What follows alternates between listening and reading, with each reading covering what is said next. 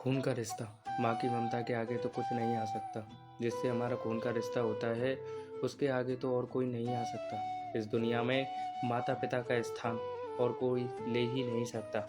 ये कहानी भी खून का रिश्ता उसी के बारे में है।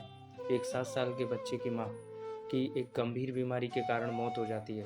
कुछ समय से बाद उस बच्चे के पिता अपने बच्चे को माँ का प्यार मिले ये सोचकर एक दूसरी शादी कर लेते हैं। एक दिन पिता मन ही मन सोच रहे होते हैं कि क्या मेरा बच्चा अपनी नई माँ से के साथ खुश तो है ना? क्या मेरे बेटे को उसकी पुरानी माँ की याद तो नहीं आती ना? मेरे बच्चे को नई माँ और पुरानी माँ में क्या फ़र्क लगता होगा? वो अपने बच्चे को अपने पास बुलाते हैं और पिता अपने बेटे से पूछते हैं कि तुझे तेरी नई माँ और पुरानी माँ में क्या फ़र्क लगता है?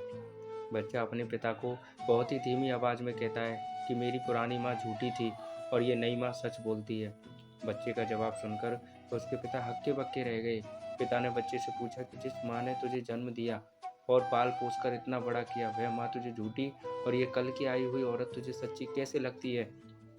बच्चा बोला, मेरी पुरानी माँ मुझे हमेशा कहती थी कि अगर तू मस्ती करेगा तो मैं तुझे खाना नहीं दूँगी।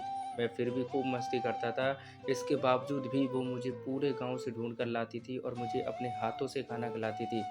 लेकिन मेरी नई माँ भी यही कहती है कि अगर तू मस्ती करेगा तो मैं तुझे खाना नहीं दूँगी और आज मैं सच में पूरे दिन से भूखा हूँ। अपने छोटे से बच्चे की बात सुनकर पिता की आँखों में आँसू आ गए। इसके बाद से पिता खुद ही अपने बेटे की देखभाल करने लगे। माँ जैसी बहुत मिल जाएँगी, लेकिन जो असली माँ है उसके जैसे कोई और हो ही नहीं सकती। इसलिए ही हमेशा यही प्रार्थना कीजिए कि भगवान हमारे माता-पिता को हमेशा खुश और स्वस्थ रखें। मंदिर में जाकर भगवान को पूजने से पहले अपने माता-पिता को ज़रूर पूजें दोस्तों। हमारी असली माँ का स्थान कोई नहीं ले सकता, चाहे वो कितना भी कोशिश क्यों ना कर ले। माँ तो माँ होती है और हमारे खून के रिश्ते की बराबरी कोई नहीं कर सकता। आपके क्या विचार है इस बारे में मुझे कमेंट में ज़रूर बताना दोस्तों। थैंक यू और अच्छी लगी तो लाइक शेयर ज़रूर कीजिएगा।